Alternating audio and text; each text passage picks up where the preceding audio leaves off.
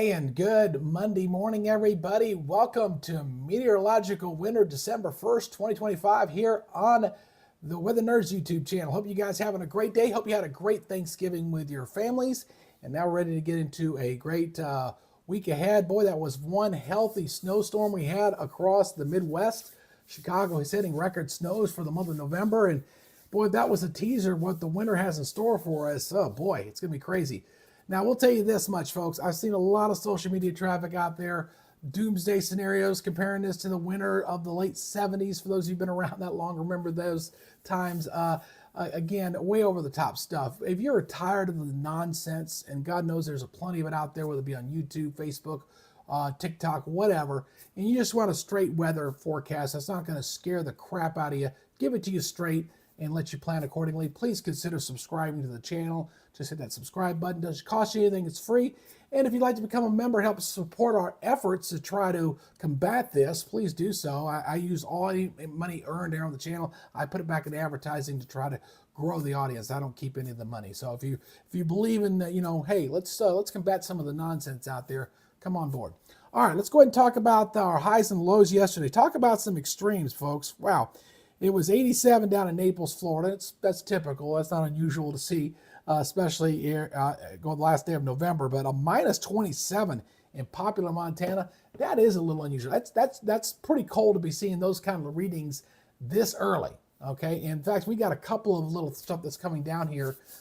There's I think about 3 separate little Arctic intrusions coming down, but nothing over the top bad. We do have one weather system that's going to dump some snows back on the same areas that got hit over the weekend. Not nearly as bad, but we got a couple things to watch. We'll go ahead into the, let me get out of the studio mode here, as we look at what's going on currently here on our current weather map. Again, we got some snows here in the middle of the country, and this is going to traverse right back over the same areas that got hit over the weekend. We got some good healthy rains down here across the Gulf Coast that are going to be coming up this way.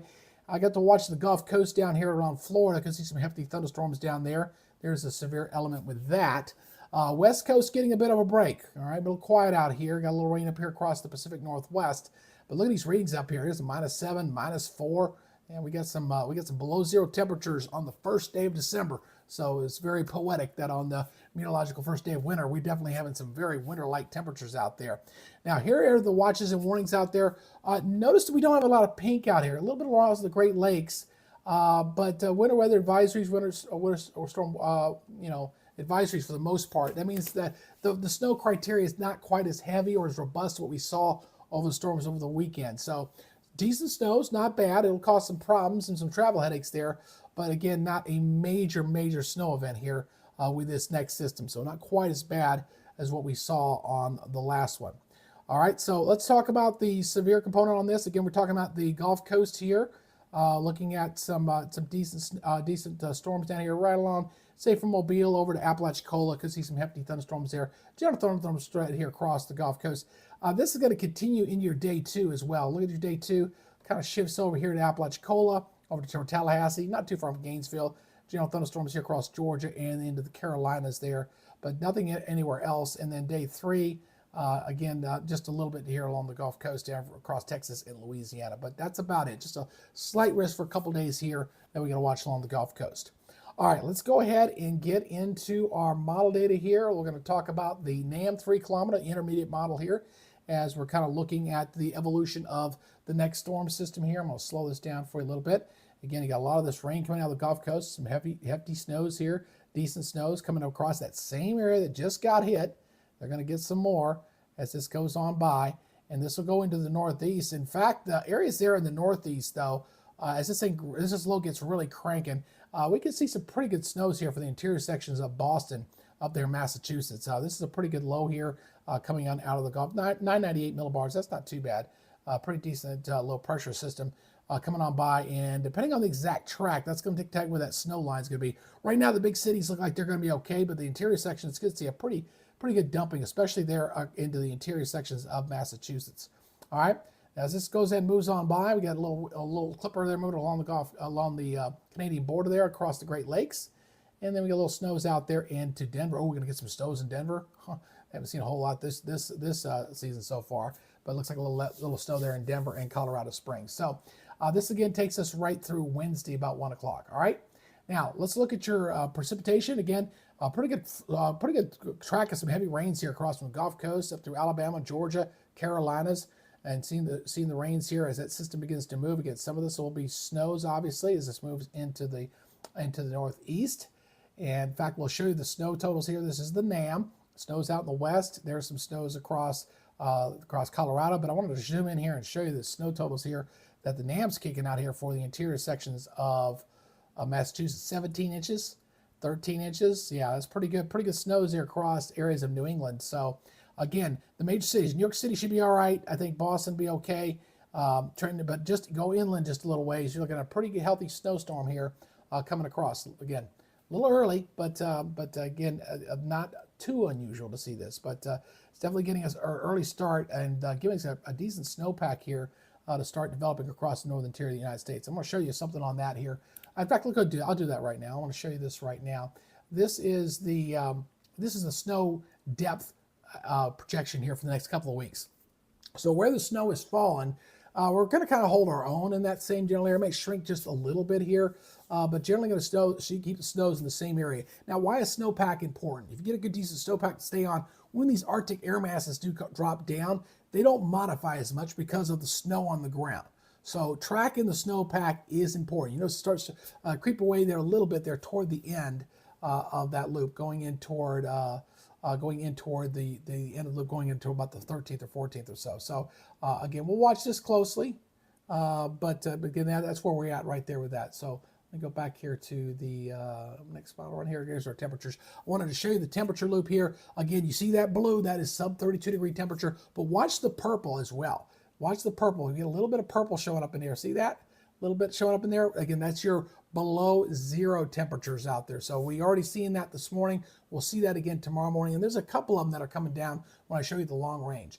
Now, I am using the American GFS today because I think the European had an error in it that I didn't agree with. So I'm going to go with the American GFS for now. I'll go back to the European tomorrow, but I'm using the GFS right now.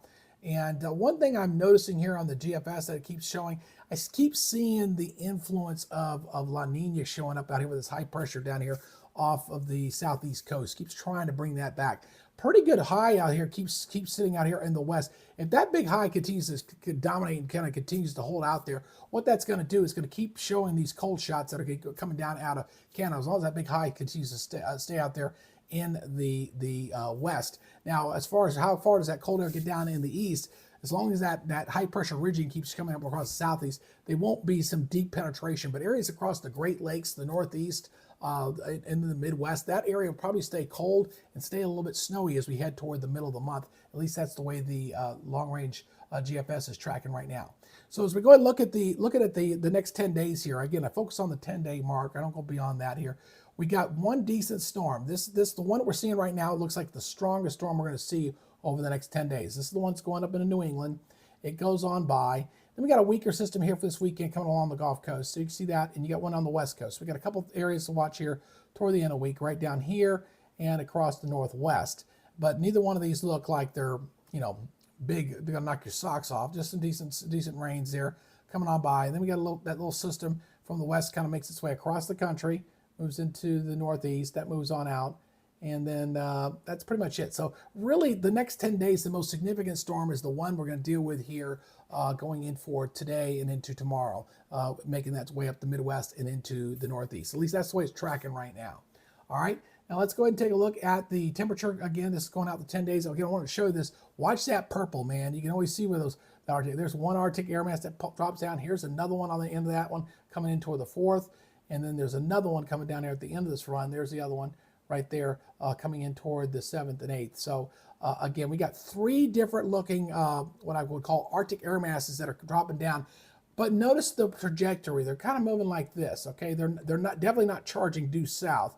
They're just kind of glancing on down. And that's why the areas that have got snow right now probably will maintain it because it's going to stay cold enough to hold it there.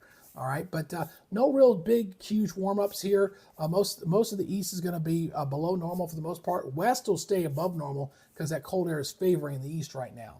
All right, so let's go and take a look here at the rain chances here. Let me back this off a little bit. Again, showing over the next 10 days. This is for the next 10 days. Let's take this out to 10 day. I forgot to reset this. So we're going to take it out to 240. All right, so the next 10 days. So we're talking about the southeast looking pretty good, northeast. Here's that next system's up across the northwest getting some rain. California stays dry, southwest stays dry, middle of the country for the most part stays dry. So that track's taking it this way. We got that one storm that's going to tap the Gulf moisture, and then not a whole lot after that going out for the next 10 days. This takes us out to December the 10th. All right. All right, so let's go take a look at the snow totals here. There's our snow total here, also going out for 10 days. So again, getting some pretty good snows here across. When you see the green, you know you're getting feet of snow out here. You're getting feet of snow out here into the Washington, Idaho, into Montana. With that very cold air, by that way, moisture can't hold. So you're going to get some pretty healthy. The colder the air is, the less moisture that the air can hold. So it's going to dump in a lot of snow. And you get some pretty good healthy snow totals out here across Idaho, Montana, Wyoming. You see the snow track here across the northern tier. And it's kind of ironic since the northern tier, most of the fall will stay so warm, almost all fall long. And you get some snows across Great Lakes, little Midwest system here in the northeast. Pretty good healthy snows here for the next 10 days through December the 10th. It's a little bit ahead of what we were seeing last year, that's for sure, for comparison. All right, so again, kind of looking at the cold shots here. We're going to keep it on the cold side here over the next 10 days. So let's take a look and see what the Climate Center's got to say about this. So again, this pretty much locks in with what we're seeing here on the models here. We're going to keep it kind of cold here in the east, cold in the east. We're going to keep it warm here in the west. And I think we're pretty much going to hold that, although there's some indications that maybe from the 8th to the 14th, we may get some modification of this air across the south. We might see this turn a little more warmer here in the days ahead, but definitely warmer out in the west, colder here across the Great Lakes and in New England. And I think that pattern's going to hold here pretty well. I don't know if it's going to hold all the way to Christmas. You typically get a 2 to 3 week period, and then a pattern will flip and change where maybe by the time we get to Christmas, it gets colder in the west and warmer in the east. So we'll see how this works out as we go deeper into the month. Precipitation wise, we're going to continue that dry pattern here across the southwest and the south central United States. Wet in the northeast, wet here in the east. And as we go deeper into the month here, 8th to the 14th, again, kind of continuing that trend there with the southern portion of the United States from the southwest into the south central U.S. staying a bit on the dry side. So that's where we're at here. We got one healthy storm we get to watch out of the next 10 days. Again, this is always subject to change. You know, one thing about this weather pattern that we're kind of evolving into, it's a bit chaotic. All right, so basically anything beyond 5 days, you got to take it with a grain of salt. Weather is like a set of dominoes, and if a domino doesn't fall, anything after it is garbage. That's why I didn't use the European this morning, because I didn't agree with something that was showing. And because it wasn't there on the previous run. You look for model continuity. So I went with the GFS this morning. European is my favorite. I'll go back to that probably tomorrow. Tomorrow I won't be here tomorrow. I forgot to mention that. Tomorrow I've got to attend a weather conference in Atlanta. So I'll be down there early. I got to get down there real early. I got to get up at 6 o'clock, get down there.